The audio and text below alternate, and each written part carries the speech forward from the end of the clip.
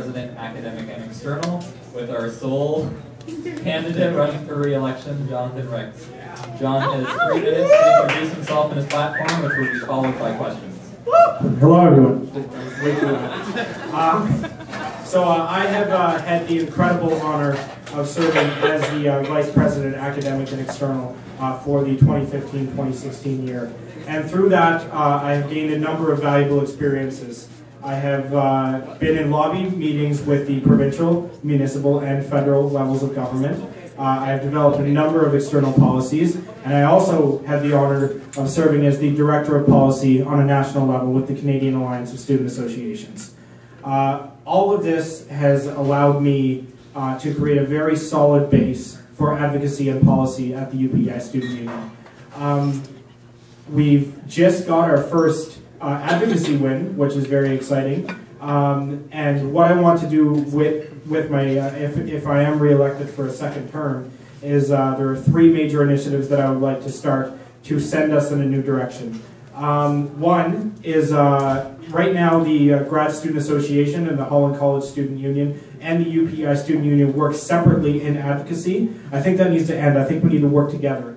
I think it's time for us to form an Island Student Alliance and create a unified stance for all PEI students.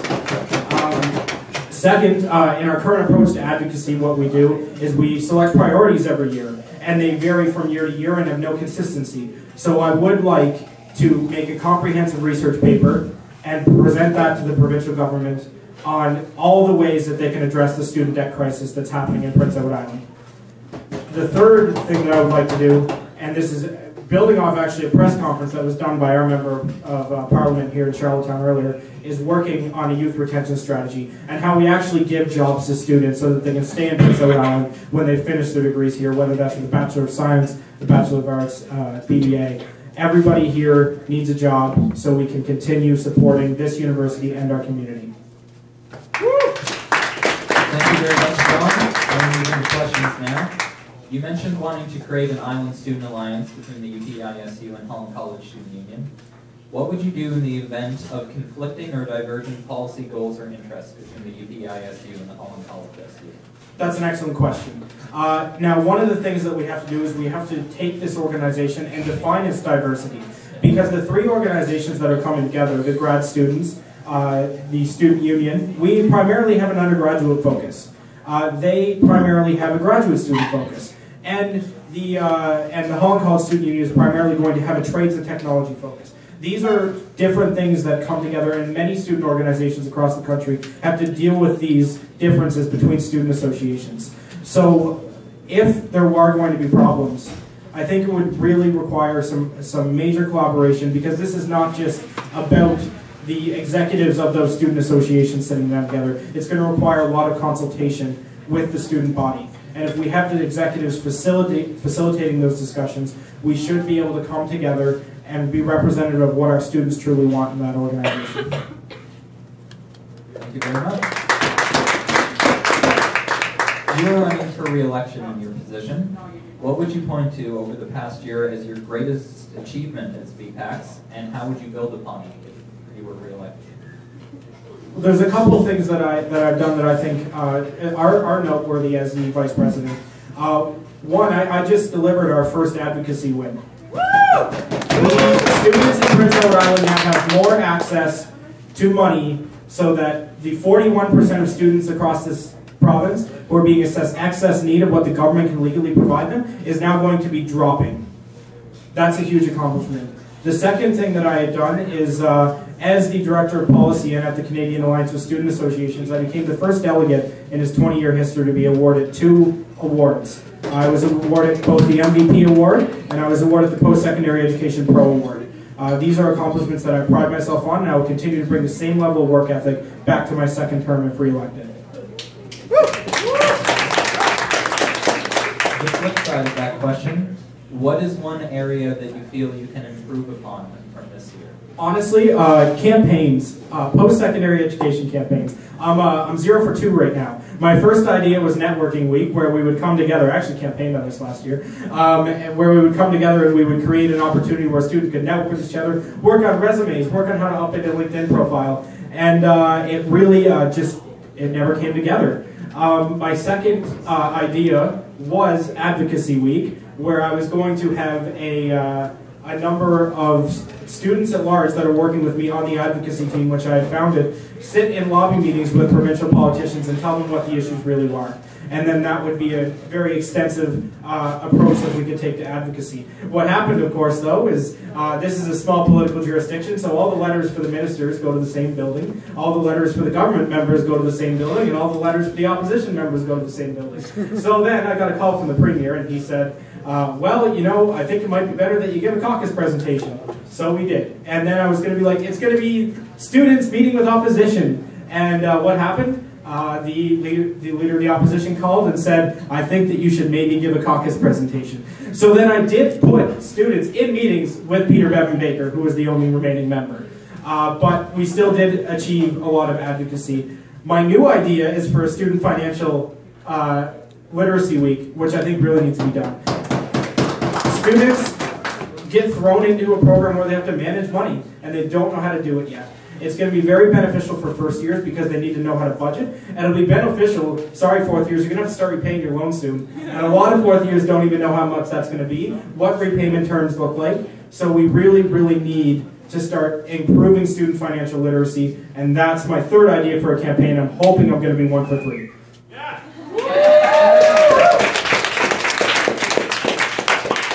Earlier in the year, the SU was presented with a petition about divesting from fossil fuels from the university. Do you think that the SU should be advocating on non-academic issues? I think that the SU should be advocating on non-academic issues. I don't think that should be encompassed under our external policy portfolio. Those are for specifically post-secondary issues. Divestment is a complicated issue.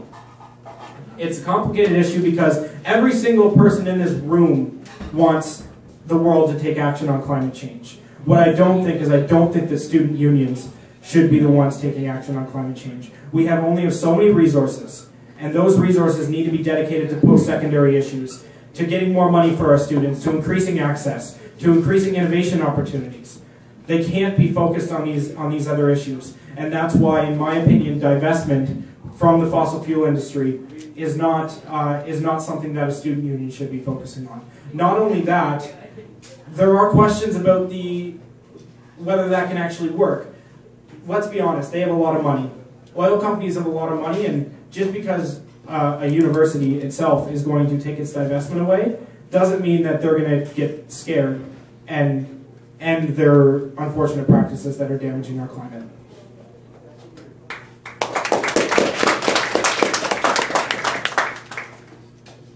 You mentioned advocating on a youth retention strategy. Taking into account your position on divestment, how would you distinguish youth retention from divestment as an appropriate topic of advocacy? Youth retention is incredibly important to this university and to its future. Right now, people are leaving Prince Edward Island at an unprecedented rate. Young people are not staying here. And when young people don't stay here, they don't have families here. And they don't send kids to this university anymore. This is a university that has been founded on island students. We do have students that come from away, but the vast majority of them are island families. And that's always been this way. If we lose too many young people and we lose the amount of people that can attend this university is going to have very dark days coming. Because they're not going to be able to afford anything. Tuition rates are going to go through the roof because we're not able to provide enough services to the small amount of students that are staying here. The reason why it gets very much into the feasibility of this university. Plus, part of going to university is eventually you're going to move on and you're going to get a job. And we want people to have jobs in Prince Edward Island to keep places like this university going. So it's very much an issue of providing this university with the future of its students, with the future students that are going to come along, and as well as taking our students and ensuring that when they invest in this university and they invest in an education here, they will have a good return on investment and they will have a quality job.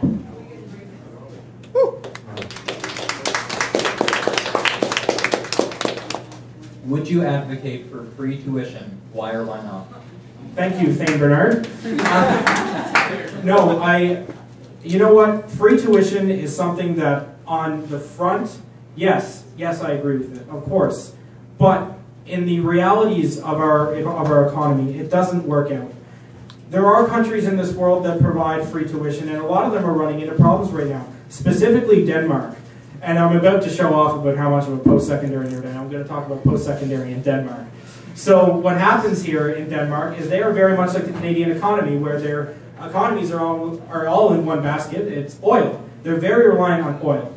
And what's happening is they're legislated that they can't charge tuition rates. And what happens when you can't charge tuition rates and the government hits a rough patch, they're going to decrease funding to the university. And when they're legislated that they can't charge tuition rates, what happens is the university has to make some tough decisions. They have to turn around, they have to lay off staff members, they have to lay off professors, and they have to reduce the amount of seats that are available in post-secondary. That's problematic because one of the things that the student union prides itself on is improving accessibility, not just affordability. And if we have the amount of seats reducing, there are going to be a lot of people in this country who do not have a seat in post-secondary education. That's why I don't support post-secondary, or free post-secondary education. I do, of course, support post-secondary education, guys. Come on. This next one was a submission directed to all the executives, but we decided to direct it towards you because you do sit on the executive committee, and it was kind of an odd one to fit in. Where do you think the cadre fits in the UPISU organization? Could this change? Well, Drew, you know I love the cadre. There's a special place in my heart for the cadre, honestly. I think that student newspapers are a vital important thing to Canadian campuses.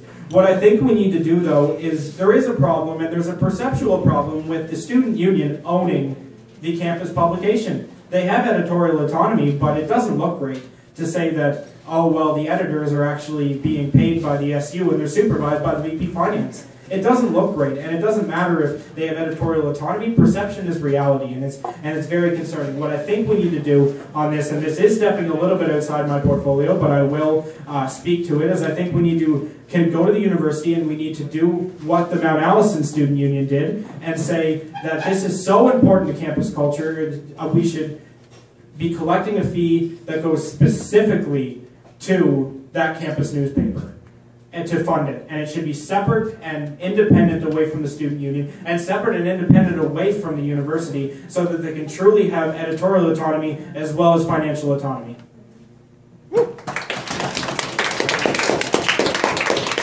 And coming up to the final question of the night, which was another submission, do you feel mental health could be considered a student academic issue? And if so, what will you do to combat mental health and stigma around it? Mental health is definitely a student academic issue. It's something that many students on our campus are battling with right now. There could be people in this room that are battling with mental health issues, and we wouldn't know. What I don't think that we should be doing is advocating for specific departments in this campus that support those mental health services, and just saying that we need to have more funding for those particular departments. That's not a good approach, because then the student union only becomes a mouthpiece for other departments, and that's not what we do. If we're going to address mental health, how we need to address it is we need to advocate to the university on creating programs that address the mental health problem rather than increasing budget lines, which could just be, like, it could just come up to restricted funding. And they might not restrict the funding. There's no way, if the money goes to the department, for us to guarantee that the department is going to use that money for mental health services. So we need to create programs, and that can be done on the academic level. And on the external level, what we could also do is we could advocate to the provincial government to increase funding to the university and make that restricted funding for post-secondary, for this post-secondary institution. And in that, we could create more opportunities, more programs, more counselors from provincial funding in their annual budgets. Thank you very much, John. And that ends our first set of questions for an executive candidate. We are now